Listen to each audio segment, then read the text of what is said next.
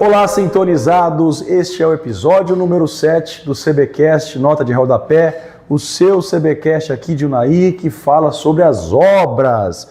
E hoje aqui comigo, Eric Jonas, que é advogado, analista jurídico, historiador, tradutor e hoje professor da Faculdade de Direito. E ele vai falar sobre essa importante obra que ele foi o tradutor aqui no Brasil, a Canção de Rolando, ou Roland, pela editora Castelo. Então, seja muito bem-vindo, Eric Jonas. Obrigado pela sua presença. Eu que agradeço o convite, é uma honra estar aqui presente com o senhor. Nós que já passamos por tanta coisa, né, dentro de sala de audiência, o senhor como no exercício da sua magistratura, eu como advogado, nas nossas palhinhas musicais, e agora vamos poder estar aqui conversando sobre essa obra interessantíssima que é a Canção de Rolando, a Canção de Roland, se você preferir o francês, a Canção de Roland, para quem gosta mais de uma expressão mais hollywoodiana, né? Maravilha. Eu fiquei muito feliz pelo convite e espero que seja só a primeira vez que eu possa estar voltando aqui para a gente conversar também de outros assuntos que, com certeza, em 20 minutos, você que está acompanhando aí o CBcast, 20 minutos não são suficientes para tanta coisa que a gente tem para falar. Por isso nós falaremos em mais episódios. Eric, primeira pergunta, o que levou você a trabalhar como curador do selo Castelo? Você é curador desse selo, que é também uma editora. Enfim, o que levou você a trabalhar nessas obras tão importantes? A minha história, me perdoe a redundância, a minha história com a história, ela tem um longo passado. Eu sempre gostei muito de história, principalmente história medieval. Durante o ensino médio eu tinha o sonho, né, a vontade de seguir a carreira como professor. Eu queria ser professor de crianças e adolescentes, né, indo meio que ao contrário do que muita gente na época queria. Acabei hoje realizando também esse sonho de ser professor de faculdade, né? Provavelmente você está me assistindo, sou seu professor, posso ser seu professor. E acabou que eu não cursei a licenciatura em História, não fiz História, a minha mãe, que é do Judiciário, né, ela me convenceu de que o direito seria um caminho mais financeiramente estável, financeiramente mais seguro do que a docência. Mas isso não me afastou da minha paixão pela historiografia. Só corrigindo um pouco que essa pequena biografia ela foi escrita antes da alteração legislativa. Não vou me lembrar da lei, mas foi regulamentada a profissão de historiador. Sim. Então, eu não sou historiador, né? Eu sou advogado, sou analista jurídico, sou professor, mas não sou historiador. Eu me considerava antes da regulamentação da profissão. É importante destacar que eu não sou historiador, mas os historiadores me dão as ferramentas necessárias para poder fazer o que eu tanto gosto, que hoje é o meu grande hobby, que é escrever. E esse amor pela escrita, eu sempre gostei de escrever ficção, contos, principalmente no contos de terror, sou um fã incondicional do Stephen King, então eu escrevi muitos contos de terror. Escrevi muitos contos de fantasia, também sou um fã incondicional de Tolkien. Se você não leu Tolkien, você tem que ler Tolkien. Sou fãzaço de Rowling, de Harry Potter. Se você não leu, você tem que ler também. Então, assim, essa paixão pela escrita, principalmente na ficção, grande parte de trabalhos que só minha esposa, que também com certeza está me assistindo, só ela leu boa parte das coisas que eu escrevi. Porque, querendo ou não, o escritor, ele acaba colocando no papel muito do que ele tem dentro dele. Entendi. E nem sempre eu quero que as pessoas vejam também aquilo que eu guardo para mim como uma coisa muito privada. Maravilha. Esse caso aqui da Canção de Rolando, você traduziu, você trabalhou como tradutor. É uma história, a gente vai falar sobre ela daqui a pouco, né? Obviamente o objeto é a releitura do livro e seus percalços, porém você também tem obras que você é autor.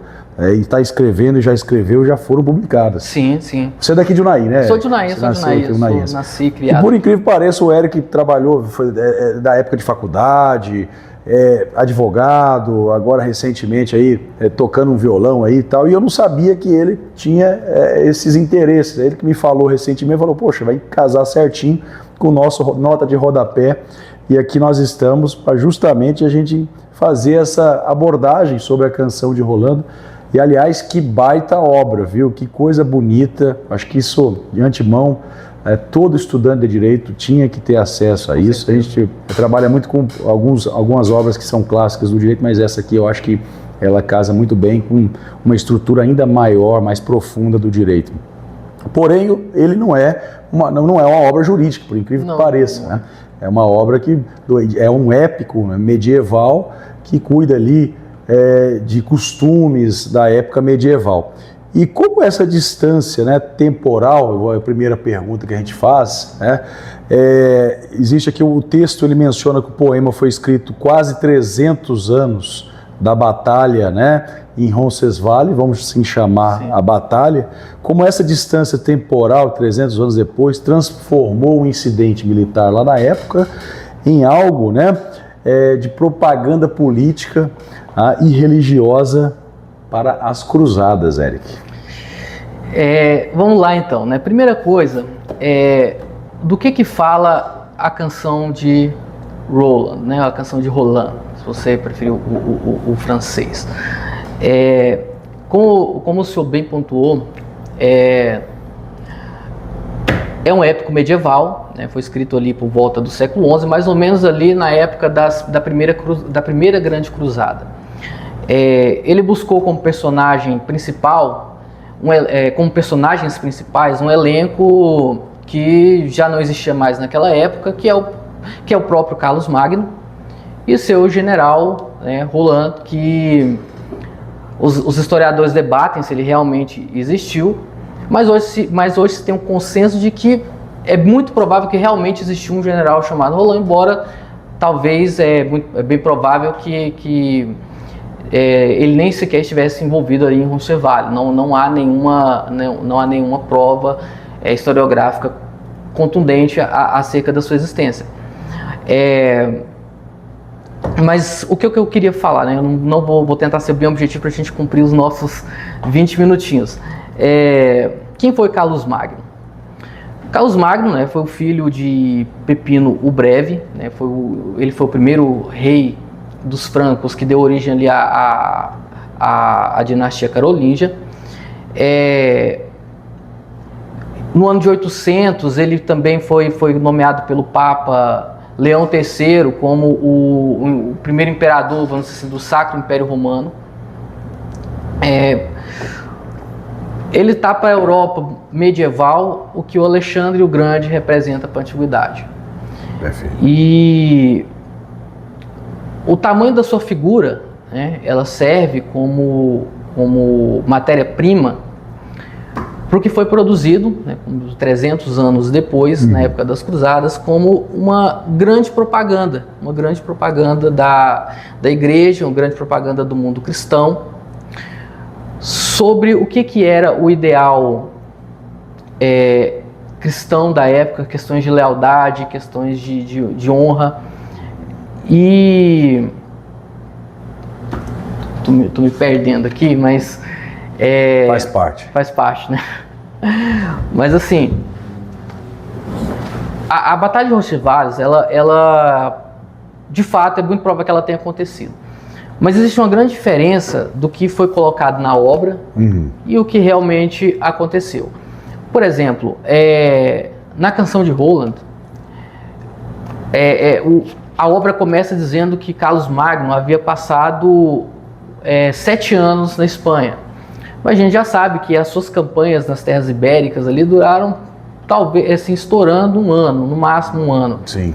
E a própria batalha, ela foi uma emboscada, de fato, mas foi uma emboscada, inclusive, pelo povo basco, que a gente até vai falar, né, depois, que eram cristãos, e que, posteriormente, né, para contextualizar essa questão das cruzadas, eles foram transformados em sarracenos que são os muçulmanos.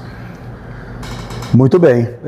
Por que você decidiu expandir algumas passagens de emoções diferentes daquilo que Rolando era tratado na redação originária, né, do francês antigo? Se você for olhar ali o poema original, né, e principalmente as suas traduções que buscam uma maior literalidade, um leitor atento ali, ele vai perceber que os versos são muito diretos e muito objetivos. Isso acontece basicamente porque era a forma de se escrever na época, né? As cronologias, né, os poemas, eles procuravam muito mais transmitir uma história de forma objetiva do que necessariamente causar no leitor qualquer tipo de sentimento, que é mais uma característica da prosa moderna, né? E quando a gente fala em prosa, a gente está falando basicamente nos livros que a gente está acostumado a ler, com diálogos, com o narrador muitas vezes ali onisciente em terceira pessoa, destrinchando a parte psicológica dos personagens, conflitos. A poesia antiga, ela foge um pouco disso, ela tende a ser mais objetiva, ela é mais, inclusive, se você pegar ali a Ilíada, que é também um grande poema épico, ela segue mais ou menos esse ponto. Beowulf, que é o meu grande favorito, né? Recomendo quem quiser ler, que leia também. Há muitas traduções excelentes para o português brasileiro, e que também busca essa objetividade. Mas aí eu volto para o que eu estava falando pelo amor à escrita, né, no começo da nossa conversa. Sim. O que me fez expandir o Roland como personagem? É esse amor pela escrita, é a vontade de exercer essa liberdade criativa, é a vontade de passar uma sensação épica para o leitor, para que ele não só entenda como se deram os fatos na época, mas que ele tenha também e aí eu defendo que a literatura é um entretenimento. Sim. A literatura é um entretenimento, e eu quis proporcionar ao leitor justamente esse aspecto, não só histórico, mas também voltado para a questão do entretenimento, para ser divertido você ler, para quando você ler a descrição de uma batalha medieval visceral, você conseguir imaginar aquilo como um filme na sua cabeça e não só como um poema que muitas vezes não é tão divertido assim de se acompanhar. No nosso caso, da parte do direito, essa obra serve como um apoio extremamente importante na parte em que ele explica, né, a relevância dos costumes da época como força cogente e obrigatória para ser seguida. Qual a maior lição que Canção de Roland, ou Rolando, acaba nos trazendo nessa parte do direito, Eric? Pode até, assim, sem dar spoiler, né, mas se você puder explicar quem são os inimigos dele, o que acontece no meio, só esse núcleozinho para a gente poder aí, né, até incentivar e chamar a galera para ler o livro. Vamos lá, vamos ver como é que eu faço sem dar um spoiler, né? Sempre muito complicado, mas um spoilerzinho vai ter que ter, não tem jeito não tem jeito, mas assim, esse livro ele vai trazer, ele traz de uma forma muito real e crua como as coisas funcionavam na Idade Média. E ela vai trazer a questão daquela estratificação social muito bem delimitada, que você tem um rei, né, que é a grande autoridade máxima, né, que ele não reina por vontade própria ou por vontade de seus pares, mas ele reina pela própria vontade divina, né? Isso é muito interessante quando a gente fala de Idade Média, onde o direito canônico ele se mistura muito com a própria questão do direito em si, né? Sim. Então, você tem, quando você afronta, e você vai ver que no livro, quando se há uma afronta à vontade do rei, você automaticamente também você está afrontando a própria vontade divina. E isso gera consequências, né? Isso gera, também sem dar spoilers, complicado. Exatamente. Gera algumas consequências, né? Por exemplo. Gera algumas consequências. Se você quiser saber quais consequências, ele vai ler o livro. O livro. Mas resumindo, né? O Ganelão, que é o grande vilão, aí vamos assim chamar, que era parente do Carlos Magno, né? A gente vai falar os personagens em geral, né? Para a gente poder entender. São vários personagens. Essas obras, assim, eles contêm uma riqueza de informações que a gente tem que ler com muita paciência, né, na verdade. Mas o Ganelão, que é essa tradução que a gente faz, o Ganelon, ele acaba sendo o grande vilão ali. Qual foi o ponto central que mexe com essa parte do costume da época que foi rompida, né? E se foi rompida pelo Ganelon? O Ganelão, e é muito interessante, né? Como uma obra tão antiga, ela consegue, ela nos mostra que algumas falhas de caráter que a gente vê na literatura moderna, ela também já estava presente lá no século XI, há 10 séculos atrás. Então, assim, eu acho que a principal questão que a gente vai ver nesse livro é justamente aonde a vontade do indivíduo, né, o privado dele, ele se confunde com a própria questão legal, a questão da afronta ao rei. A gente vai ver isso, o que ela representa, o que representava a figura do monarca nessa Idade Média já mais tardia, né? A gente não está falando assim tanto de uma Idade Média, castelos e aquela Idade Média entre os 1000 anos de esplendor que George Lewis fala, né? A gente já está falando de uma Idade Média um pouco mais tardia, mas ainda assim com esses ideais de lealdade, de vassalagem, aonde existe um contrato que se faz pelo sangue e se paga também pelo sangue, né? Eu acho que a gente consegue puxar sem dar um spoiler. E me emendando esse assunto, né, com que realmente você traduziu, no livro que você traduziu, você busca justamente fazer uma emenda com vários outros tradutores, com traduções em inglês de Oxford, por exemplo, e também no francês original, da época inclusive, mas mantendo a fidelidade com a violência que foi praticada na época, né? Quer dizer, você não retirou nenhum tipo, né, de situação voltada à ação que tinha o livro, né? Como, por exemplo, capacetes rachados, espinhas quebradas, né? Uma situação de descrição gráfica caótica daquela ação, né? Justamente da batalha de Roncesvalles. E eu queria que você explicasse se existe algum filme específico sobre esse livro, sobre essa obra, e por que não existe, se realmente for negativa essa resposta, e o que ele traz de importância para o cinema até moderno e o cinema mais recente, vamos assim dizer. Vamos lá, né?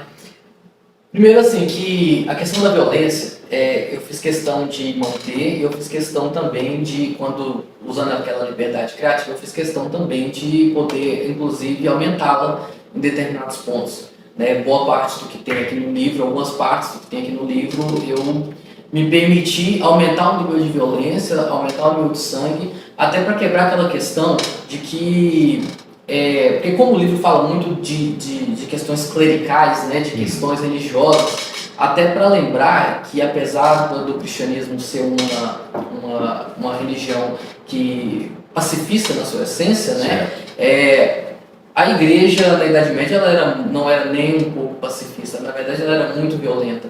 Inclusive no livro a gente tem clérigos que pegam na espada e estão no campo de batalha, lutando, que era comum, o clero lutava, ao contrário do que muita gente pensa. O clero lutava, o clero, muitas vezes a gente aprende na escola, né, que existia uma divisão de classes ali, onde você tinha o senhor feudal e você tinha também o clérigo, os clérigos, mas muitas vezes os clérigos eram os próprios senhores feudais. Então eles como proprietários de terras, né, eles como detentores de vassalagem e que tinham soldados à sua disposição, eles tinham que lutar. Então eles lutavam. Então assim, a violência, ela está muito ligada à questão da igreja e elas não se separam, ainda que a religião cristã seja bastante pacifista. Tem ou não tem o filme sobre o livro? Não tem o filme, não tem que eu saiba, né? Igual a gente até conversou em off, talvez, sei lá, os russos tenham feito. Eles fizeram muita coisa, eles fizeram o Senhor dos Anéis completamente obscuro no passado. Aí, mas, Eu não tenho, se alguém souber, eu adoraria ver, porque é uma história maravilhosa. É muito bom, né? Na verdade, assim, eu já tinha ouvido falar, eu não tinha lido, na hora que você me falou, rapidamente comprei a obra, excelente obra, né? E aqui o naiense legítimo aqui conosco falando da tradução que ele fez, que é sucesso para o Brasil todo, né? Mas, Eric, deixa eu te perguntar uma coisa, agora perguntas rápidas e respostas rápidas. Vamos ver se você consegue responder essa, claro. Viu? Por estudante de direito, claro, você recomenda o livro, eu estou recomendando, tá? É um livro excelente para entender principalmente o direito consuetudinário, baseado em costumes e a força obrigatória dos costumes, principalmente da época, mas que vale até hoje. E o estudante de direito vai entender isso com muita tranquilidade quando ele começar a se aprofundar no estudo, né, da sua graduação, né? Até profissional de direito mesmo, ele tem que relembrar sobre a questão da importância dos costumes para interpretar a lei, enfim, você fazer uma carga de justiça adequada. Mas, Eric, pergunta rápida, a Canção de Roland ou o Caso dos Exploradores das Cavernas? A Canção de Roland, com certeza. Com certeza. Canção de Roland ou Aristóteles, Ética Nicômaco? A Canção de Roland, Aristóteles é muito chato. Então eu vou parar por aqui, né, porque ele está enviesado, né, no livro. Mas realmente, o Eric, é uma obra impressionante, né, um livro muito bacana, uma história muito cheia de riqueza, né, e questões que a gente pode, inclusive, traduzir para hoje em dia mesmo, entender todo esse contexto dos personagens e a própria guerra que aconteceu na época, né, problemas vinculados à lealdade, a costumes, a hierarquia, a disciplina, né? Isso é muito importante e é uma obra realmente muito clássica. Érica, parabéns pela sua tradução, né? Uma tradução excelente. Você foi pioneiro na parte da Canção de Roland, ou tem outras traduções que foram feitas? Brasileira tem uma chamada O Cantar de Roldão, mas ela segue... Ela basicamente é uma tradução da tradução de Oxford, né? Sim. Ela não fez esse trabalho mais autoral que eu tentei fazer aqui. E você faz uma longa explicação, né? Eu tento mostrar para o leitor mais ou menos o que é que ele vai encontrar. Exatamente. E assim, eu estou muito feliz porque a gente ficou entre os 100 mais vendidos da Amazon em literatura medieval, em história antiga, durante um bom tempo. Agora, obviamente, com o tempo, né, você vai perdendo um pouco esse ranqueamento, mas por curiosidade, fui olhar hoje, ainda estamos entre os 200 mais vendidos da Amazon. Então, fiquei muito feliz, muito orgulhoso desse trabalho. Espero que quem for adquiri-lo também goste, se sinta tanto prazer em lê-lo, quanto eu senti em traduzir. Vai ser leitura obrigatória agora nas minhas aulas também. Eric, eu agradeço demais a sua participação aqui. 20 minutos é muito pouco tempo para a gente comentar. E também, se houver mais tempo aí, a gente vai acabar dando spoiler demais ao livro, vai perder a graça. Então, o leitor, o nosso sintonizado do CBcast Nota de Rodapé, precisa se integrar nessas obras aqui do naiense Eric. Realmente, ele tem um portfólio muito grande, né, de livros, traduções, né, está escrevendo mais livros. E é muito bonito o trabalho que você faz, que inclusive o episódio é uma homenagem a vocês mesmo. Eu confesso, já trazendo aqui, puxando sardinha para o meu lado no CBcast, que eu desconhecia a quantidade de naienses que têm obras publicadas. Né? E não são um ou dois, não, são várias pessoas que escreveram, que têm algum conto, um texto, um artigo, um capítulo de livro. E a gente está cada vez mais crescendo, né, no nosso CBcast Nota de Rodapé e buscando cada vez mais trazer o conhecimento e popularizar esse conhecimento para nosso cidadão e nosso ouvinte aqui do CBcast. Muito obrigado mesmo, Eric, volte sempre a falar de Harry Potter, principalmente obras aí que são importantes, né, para o crescimento, né, do ser humano, né? Principalmente obras aqui nacionais também, se a gente puder fazer esse apanhado, né? Eu sei que você escreve muito sobre obras medievais e tudo, mas também trazer o contexto brasileiro também nessa parada aí do CBcast Nota de Rodapé. Eu que agradeço pelo convite, né? Foi muito bom participar. Agora, realmente 20 minutos é muito pouco para falar. Eu acabo às vezes também sendo um pouco prolixo no Não, tá bom demais. Não quero falar, mas fiquei muito satisfeito. Espero voltar mais vezes para a gente conversar sobre vários assuntos aí. Com certeza. Com certeza você voltará. Obrigado a todos sintonizados. Até a próxima.